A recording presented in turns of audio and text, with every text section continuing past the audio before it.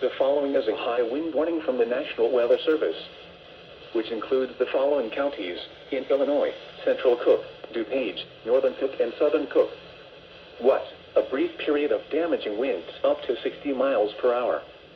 Where? Central Cook, DuPage, Grundy, Kane, Kendall, Northern Cook, Northern Will, Southern Cook, and Southern Will counties. When? Until 4 p.m. this afternoon. Impacts: damaging winds will blow down trees and power lines. Widespread power outages are expected. Travel will be difficult, especially for high-profile vehicles.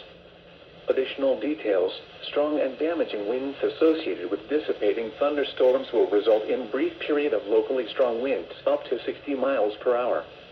Remain in the lower levels of your home during the windstorm and avoid windows. Watch for falling debris and tree limbs. Use caution if you must drive.